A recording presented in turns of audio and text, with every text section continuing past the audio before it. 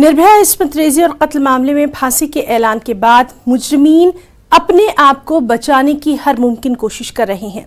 अब मुजरिम अक्षय ने सुप्रीम कोर्ट का रुख किया है और रहम की अपील की है। आज इस मामले पर सुप्रीम कोर्ट में समाअत होना है।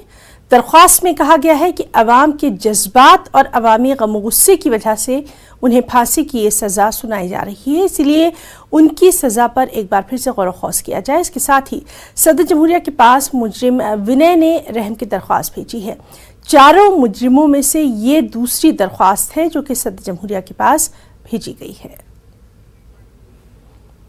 और सीधे रुख करेंगे दिल्ली का, जहां मौजूद हैं इस वक्त हमारे साथ सुशील पांडे। सुशील, लगातार हम इस अहम मामले पर आपके जरिए नजर बनाए हुए हैं और जिस तरह से आपने कल भी कहा था कि अभी भी इसमें ये गुंजाइश है कि लगातार दरख्वास्त पेश की जाएगी और कहीं ना कहीं मामले को खींचा जाएगा, आज बिल्कुल वैसा ही देखने में आ रहा है। सुशील जी बिल्कुल देखिए हिना, साफ तौर से फांसी की सजा के 2 दिन पहले जो दोषी है अक्षय, उसने सुप्रीम कोर्ट का दरवाजा खटखटाया है। उसने क्यूरेटिव याचिका दाखिल की है जिस पर आज सुप्रीम कोर्ट अपना फैसला सुना सकती है। हालांकि निर्भया के मामले में अक्षय की तरफ से अपनी याचिका में ये साफ तौर से कहा गया है कि सुप्रीम कोर्ट ने इस मामले में जो फैसला किया है पुनर्विचार याचिका को खारिज करते हुए उस याचिका पर दोबारा विचार करे।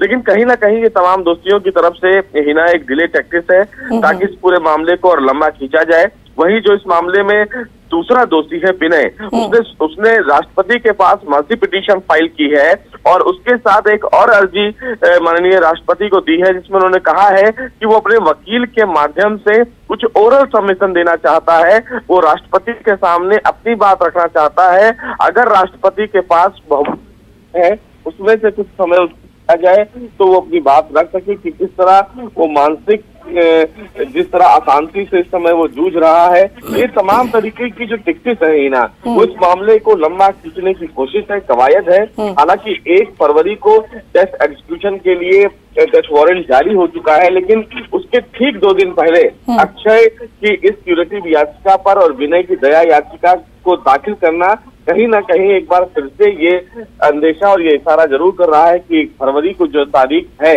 फांसी के लिए, वो तारीख बढ़ाई जा सकती है, क्योंकि जो फांसी की सजा किसी भी दोषी को तभी दी जा सकती है जब उनकी किसी भी प्रकार की कोई रेमेडी, कोई याचिका कहीं पेंडिंग ना हो।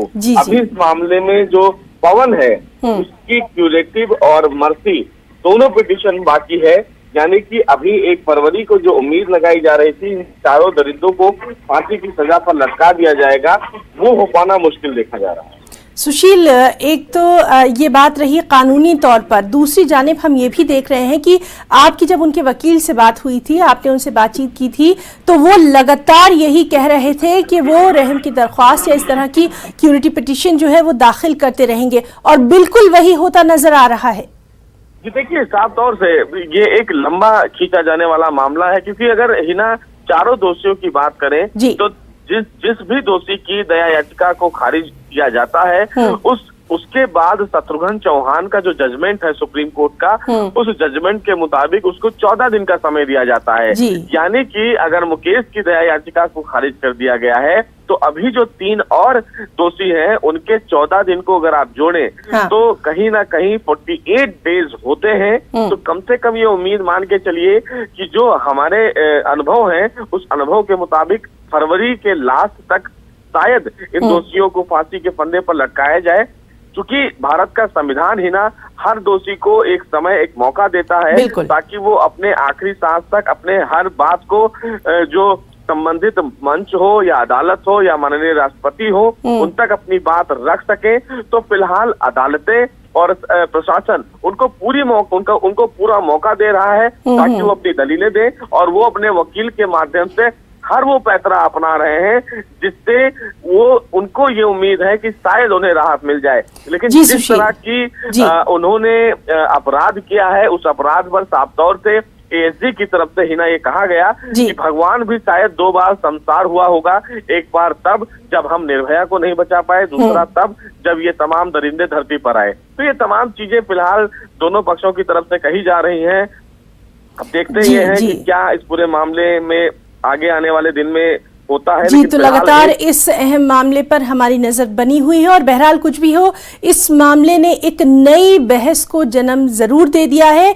कुछ जो पेचीदगियां हैं उनके ऊपर दूर करने के लिए गौर किया जा रहा है। और इस वक्त बड़ी खबर दिल्ली से आ रही है।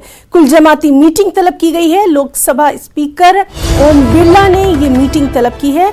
बजट इजलास के पेश नजर स्पीकर ने ये कुल जमाती मीटिंग तलब की है। तो दिल्ली से बड़ी खबर, जहां कुल जमाती मीटिंग बुलाई गई है। लोकसभा स्पीकर ओम बिरला ने ये मीटिंग बुलाई है। बजट इजलास के पेश नजर स्पीकर ने ये कुल जमाती मीटिंग तलब की है। तो दिल्ली से ये बेहद अहम खबर, कुल जमाती मीटिंग यहां तलब की गई है। बजट इजलास के पेश नजर स्पीकर ने ये कुल जमाती मीटिंग तलब की है। तो अहम खबर पर लगातार हमारी नजर बनी हुई है। दिल्ली से ये खबर है जहां कुल जमाती मीटिंग तलब की गई है। लोकसभा स्पीकर ओम बिरला ने ये मीटिंग तलब की है। बजट इजलास के पेश नजर उन्होंने ये कुल जमाती मीटिंग तलब की है।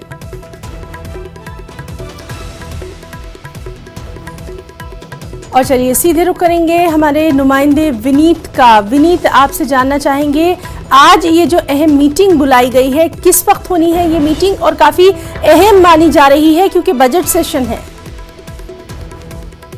आपको बताना चाहूंगी कि सरकार ने 11:30 बजे बैठक बुलाई है, सर्वदलीय बैठक बुलाई है। एक रिचुअल होता है कि किसी भी सत्र के पहले सरकार की ओर से पूरी तरह से कवायद की जाती है कि सत्र सुचारू तौर पर चले, इसलिए सर्वदलीय बैठक बुलाई जाती है। और आज भी 11:30 बजे संसद भवन परिसर में जो संसद की लाइब्रेरी है वहां पर बैठक बुलाई गई है, जिसमें सरकार में के मंत्री भी मौजूद रहेंगे और बीच में प्रधानमंत्री नरेंद्र मोदी भी आएंगे, बैठक में आएंगे और सभी दलों के नेताओं से बात करेंगे। पूरी तरह से कोशिश की जाएगी कि संसद का सत्र जो है वो सुचारू तौर पर चले, इसकी कवायद की जाएगी, सबसे विमर्श किए जाएंगे और सबसे मुद्दे डिस्कस किए जाएंगे कि अगर किसी भी पार्टी के कुछ मुद्दे हैं, कुछ ग्रीवांसेस हैं और वो क्या चाहती है, किन मुद्दों पर चर्चा में की जाए। हालांकि जो बिजनेस कमेटी होती है, एडवाइजरी कमेटी होती है, वो भी बाद में इस पर चर्चा करेगी, लेकिन जो विपक्षी पार्टियां हैं वो आखिरकार किन मुद्दों पर चर्चा कर सकती है, इसकी और उसको लेकर के एक जो कंसेंसस बनाने की कोशिश की जाएगी। और बीच में जैसा कि मैंने पहले भी बताया कि प्रधानमंत्री नरेंद्र मोदी आएंगे और वो इस बारे में चर्चा करेंगे कि आखिरकार संसद का सत्र जो है वो सुचारू तौर पर चले। मैं आपको बताना चाहूंगा कि परसों 31 तारीख को जब संसद का सत्र शुरू होगा, उसमें राष्ट्रपति के अभिभाषण से संसद का सत्र शुरू होगा, संसद का संयुक्त सत्र होगा। लेकिन मैं सरकार में और 1 तारीख को जो शनिवार को बजट पेश किया जाएगा, लेकिन सरकार चाहती है कि राष्ट्रपति का अभिभाषण जो है वो सुचारू तौर पर चले, बजट सुचारू तौर पर पेश हो जाए और उसके बाद जिस तरह से राष्ट्रपति के अभिभाषण पर धन्यवाद प्रस्ताव होता है या फिर बजट को पास करवाने की प्रक्रिया होती है, उसमें कोई अड़चन ना आए, बहस के बाद सभी में चीजें पास हो जाए, इसी को लेकर के यहाँ पर चर्चा की जाएगी। विनीत, यहाँ ये बात भी काफी अहम है कि हम लगातार देख रहे हैं कि जो अपोजिशन है वो अब हुकूमत को घेरने के लिए पूरी तरह से लामबंद नजर आ रहा है, तैयार नजर आ रहा है। इस तनाजुर में ऐसे में ये मीटिंग काफी अहम मानी जा रही है। जी, निश्चित तौर पे मैं आपको बताना चाहूंगा कि जिस तरह से विपक्षी पार्टियों के मुद्दे हैं, जिस तरह से वो कुछ मुद्दों पर अगर आर्थिक मामलों के बारे में बात करें, जिस तरह से बजट पेश किया जाना है, तो अपोजिशन का आरोप है कि कुछ में आर्थिक मामलों में सरकार जो है वो ढिलाई बरत रही है और जिस तरह से अर्थव्यवस्था की स्थिति बनी हुई है उसके लेकर के सरकार जिम्मेदार है, तो वो चाहेगी कि अर्थव्यवस्था की स्थिति को लेकर के चर्चा की जाए। इसके साथ ही साथ मैं आपको बताना चाहूंगा कि जो विभिन्न तरह के मामले हैं, चाहे जो CAA का मामला है, उसको लेकर के यहां पर चर्चा विपक्षी पार्टियां जो है वो कर सकती है, या NPR की बात हो उसको लेकर के विपक्षी पार्टियां चर्चा कर सकती है। वहीं पर सरकार की पूरी तरह से कोशिश रहेगी कि इसको लेकर के सदन में सुचारू सदन जो है वो भंग ना हो, सदन में हंगामा ना हो, बल्कि सदन जो है वो सुचारू तौर पर चले, इसको लेकर के सरकार की यहां पर चर्चा होगी। चाहे वह अर्थव्यवस्था के बारे में बात हो, अर्थव्यवस्था के बारे में सरकार चाहेगी कि एक सकारात्मक चर्चा हो, या फिर वह CAA की बात हो, या फिर वह NPR की बात हो, उसको लेकर के एक सकारात्मक चर्चा हो, ये में चाहेगी। वहीं पर विपक्षी पार्टियां जो है वो लगातार कोशिश कर रही हैं कि अर्थव्यवस्था की स्थिति को लेकर के, NPR को लेकर के और CAA को लेकर के लगातार इस अहम खबर पर हमारी भी नजर बनी रहेगी। बहुत बहुत शुक्रिया आपका तमाम तर जानकारी के लिए। और वहीं इस सब के बीच दिल्ली में सियासी सरगर्मियां अब उरूज पर जा पहुंची हैं। सियासी पार्टियां अपनी अपनी तशहीरी मुहिम में जुट गई हैं। वोटरों को रिझाने के लिए बयानबाजियां हो रही हैं। आज भी वज़ीर दाखिला अमित शाह दिल्ली के 3 मुकामात पर अवामी रैलियों से खिताब करने वाले हैं। इससे पहले अमित शाह ने कहा था कि 8 फरवरी को यह तय होगा कि कौन भारत माता के साथ है और कौन शाहीन बाग के साथ। वाज़ेह है कि दिल्ली असेंबली इंतखाबात के लिए वोटिंग 8 फरवरी को होना है, 11 फरवरी को नताए जाएंगे। और इस सब के बीच दिल्ली के सियासी मैदान में अव्वल समझी जाने वाली आप पार्टी भी जोरदार मुहिम पर है। रोजाना की तरह आज भी दिल्ली के वज़ीर आला अरविंद केजरीवाल अवामी रैलियों और रोड शो में हिस्सा लेंगे। उधर बीजेपी के मुख्तलिफ उम्मीदवारों और लीडरों की बयानबाजी के बाद वोटिंग के बंटवारे का खतरा मंडराने लगा है, जो किसी भी पार्टी और खासतौर से केजरीवाल के लिए बड़ी चुनौती बन गया है।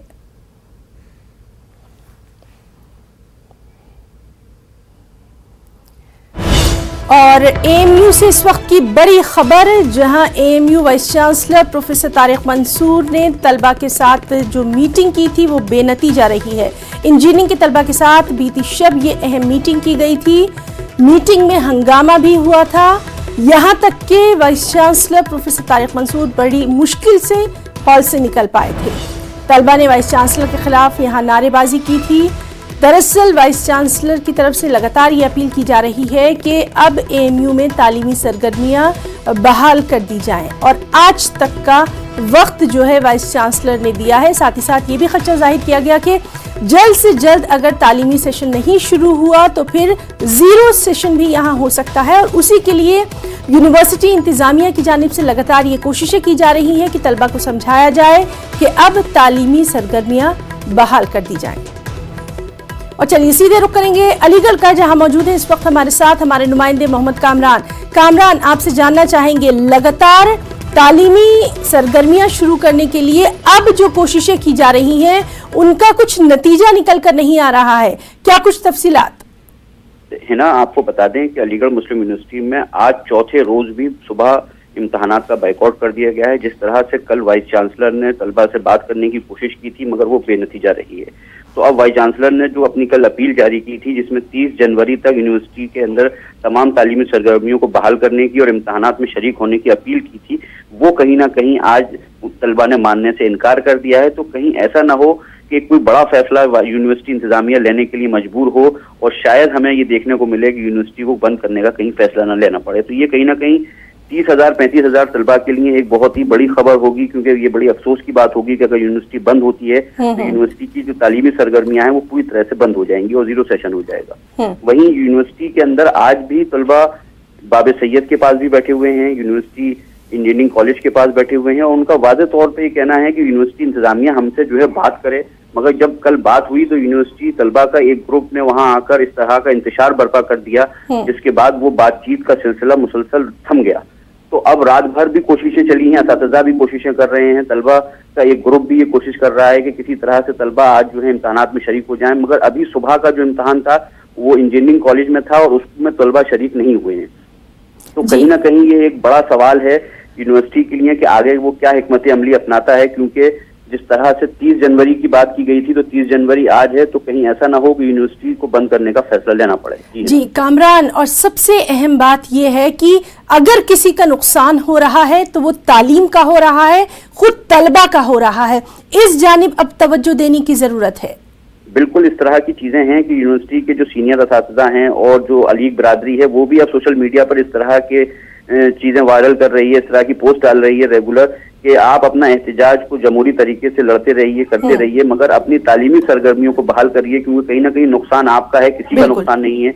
ये समझाने की कोशिश मुसलसल जारी है। मगर फिलहाल की जो सूरत हाल है वो ये है कि जिस तरह अलीगढ़ मुस्लिम यूनिवर्सिटी इंतजामिया की गुज़िश्ता रात की कोशिशें थी वो अभी तक नाकाम नजर आ रही हैं और तलबा अभी भी धरने पर हैं और आज सुबह इम्तहान अभी नहीं हो पाया है। तो कहीं ना कहीं तलबा की भी ये कोशिश है कि हम किसी तरह से हालात को बेहतर करें। हो सकता है चंद घंटों के अंदर कुछ इस तरह की नेगोशिएशन होनी चाहिए या इस तरह की कुछ चीजें सामने आए जिसके बाद शायद कुछ हालात बेहतर हो, मगर फिलहाल अभी इस तरह की कोई हालात नजर नहीं आ रहे।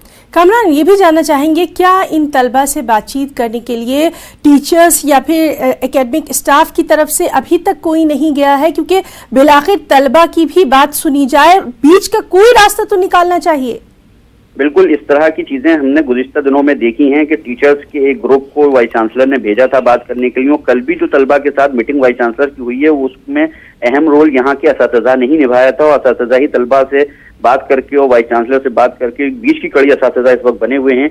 अभी सुबह भी इंजीनियरिंग कॉलेज पर असातिज़ा ने पहुंचकर तलबा को समझाने की कोशिश की है, मगर तलबा इस वक्त इस तरह से मुश्तइल हैं कि वो किसी की बात सुनने को तैयार नहीं है। उनके कुछ मुतालबात हैं, वो ये चाहते हैं कि अब तक जितने भी अलीगढ़ मुस्लिम यूनिवर्सिटी के अंदर वाकयात हुए हैं उसमें जिन तलबा के ऊपर जो FIR दर्ज हुई है वो उनको हटवाना चाहते हैं। उसके अलावा उनके वाइस चांसलर से लेके कुछ चीजें हैं वो उनको क्लियर करना चाहते हैं, मगर एक बड़ा जो उनका मुतालबा है वो कहीं ना कहीं लोगों के बीच में अटका हुआ है कि वो वाइस चांसलर के इस्तीफा चाहते हैं।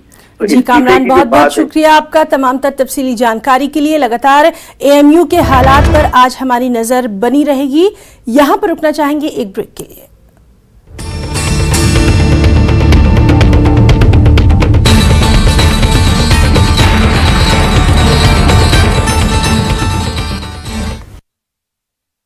ఒక సంతోషమైన విషయం, మీ ఆశీర్వాదంతో మీ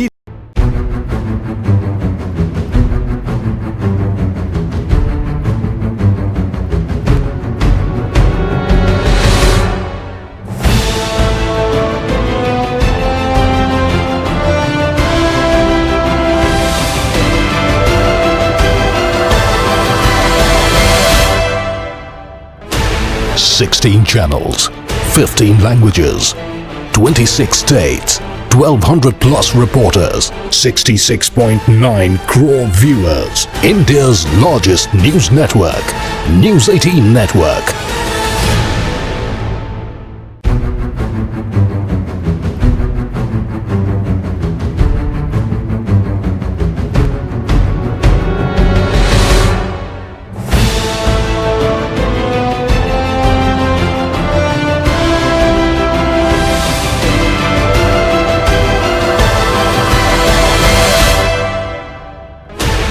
Sixteen channels, 15 languages, 26 states, 1200 plus reporters, 66.9 crore viewers. India's largest news network, News 18 Network.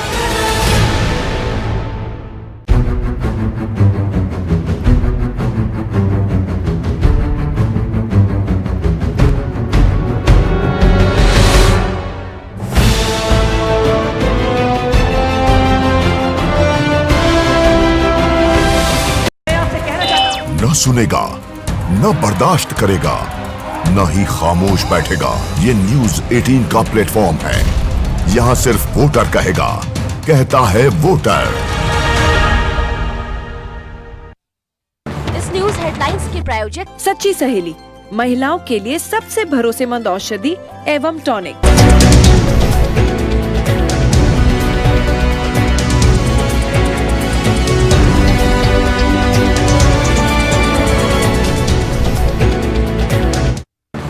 Headlines के प्रायोजक सच्ची सहेली, महिलाओं के लिए सबसे भरोसेमंद औषधि एवं टॉनिक।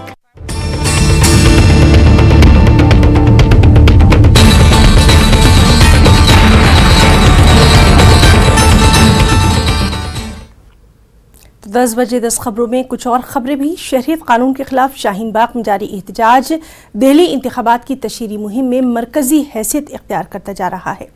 बीजेपी लीडरों के बयानों में शाहीन बाग का जिक्र नागुज़ेर हो गया है।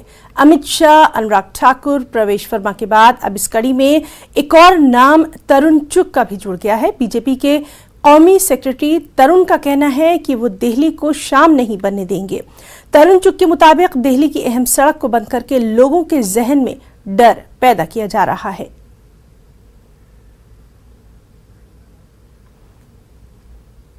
और वहीं शहरियत कानून और NRC के खिलाफ आज राजघाट पर बड़ा एहतजाज होने जा रहा है।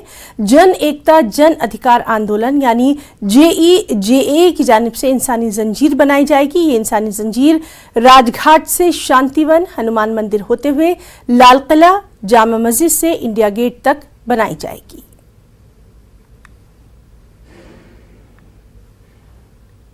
और लखनऊ से खबर है, जहां शहरियत कानून, NRC और NPR के खिलाफ मुल्क भर में एहतजाज जारी है। खासतौर पर शाहीन बाग की तर्ज पर खवातीन मुल्क की मुख्तलिफ रियासतों में एहतजाज पर हैं।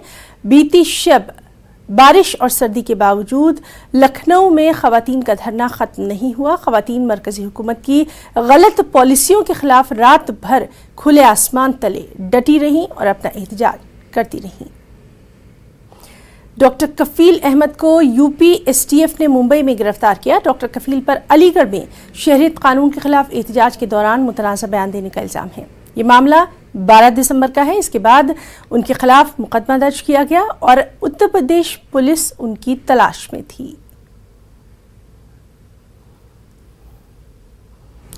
कोरोना वायरस से जुड़ी अहम खबर। कोरोना वायरस के हवाले से महाराष्ट्र सरकार अलर्ट पर है। मुंबई में 1 जनवरी से 29 जनवरी तक 4500 अफराद की जांच की गई है। इनमें 10 लोगों में कोरोना वायरस के असरात पाए गए हैं। महाराष्ट्र सरकार का कहना है कि कोरोना वायरस के सिलसिले में किसी भी तरह की अफवाहों पर बिल्कुल ध्यान न दिया जाए। वायरस को लेकर महाराष्ट्र सरकार पूरी तरह से अलर्ट है। क्या कुछ महाराष्ट्र के स्वास्थ्य विभाग की ओर से इस वायरस को लेकर कार्रवाई की जा रही है या कह सकते हैं कि उस पर प्रतिबंध पूरी तरह से लगाने की कोशिश की जा रही है? क्या कुछ स्वास्थ्य विभाग कर रहा है? इस पूरे मामले को लेकर बातचीत करते हैं महाराष्ट्र सरकार के स्वास्थ्य मंत्री राजेश टोपे जी से।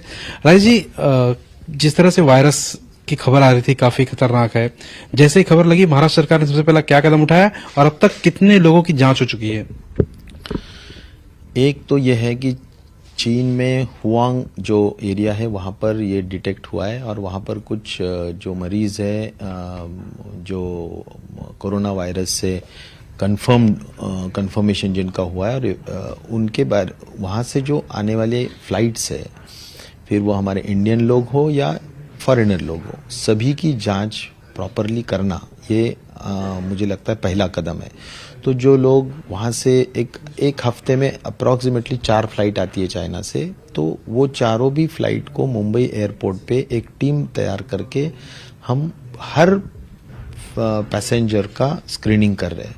उसको थर्मल स्कैनिंग कहते, तो वो स्कैनिंग हम थरोली कर रहे हैं और हर पैसेंजर को हम एक फॉर्मेट कार्ड दिया जाता है कि जिसमें उन्होंने पूरा डिटेल्स लिखना है कि कोई सिम्टम्स या कोई लक्षण उनके दिख रहे हैं क्या, खास तौर पर क्या लक्षण दिखते हैं कि भाई सर्दी हो या खांसी हो या खास तौर पर टेम्परेचर हो, फीवर हो। तो ये सभी जो लक्षण है, अगर लक्षण है तो उनको हम अलग तरीके से आइसोलेट करके बॉम्बे में 2 हॉस्पिटल्स है, पूना में 1 हॉस्पिटल है, वहाँ पर हम रख रहे और आइसोलेटेड वार्ड में रख रहे, क्योंकि ये कॉन्टेजियस डिसीज है तो वहाँ पर उसका कोई परिणाम दूसरे लोगों पे न हो। तो ये एक फर्स्ट स्टेप है कि हर पेशेंट को स्क्रीनिंग करना।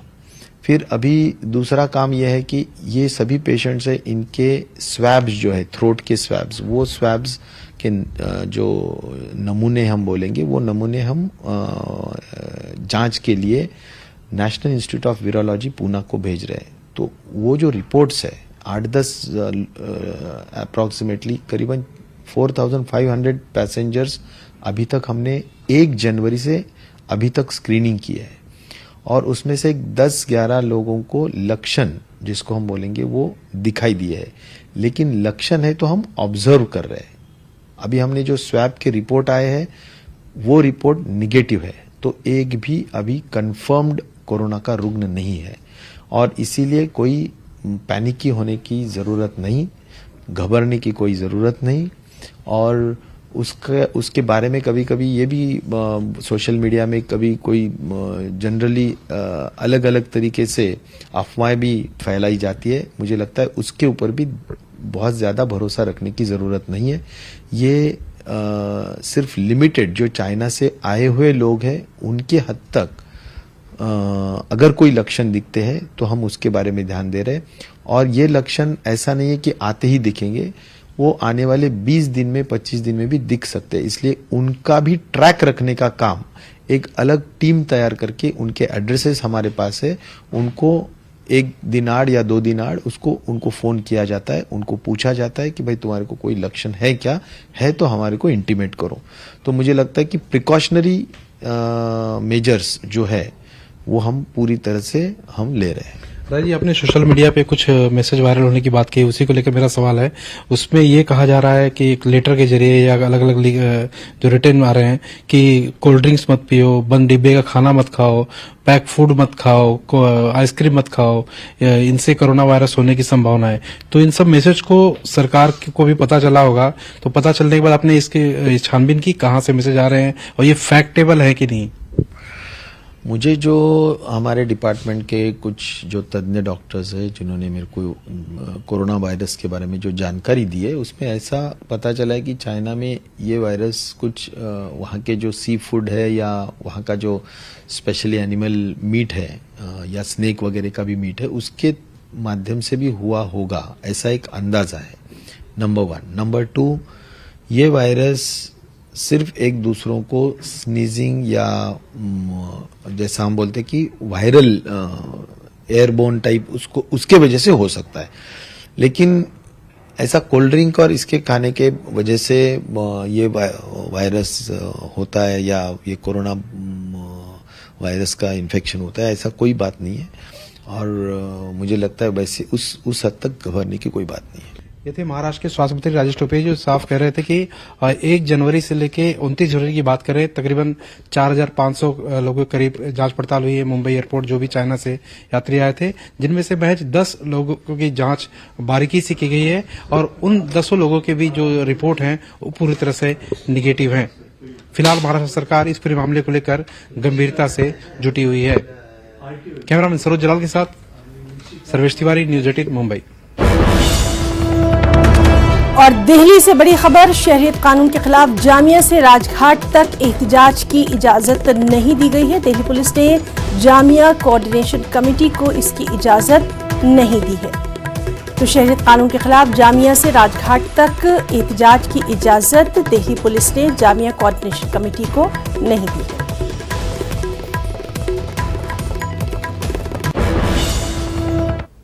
खबरों में इतना ही। आदाब।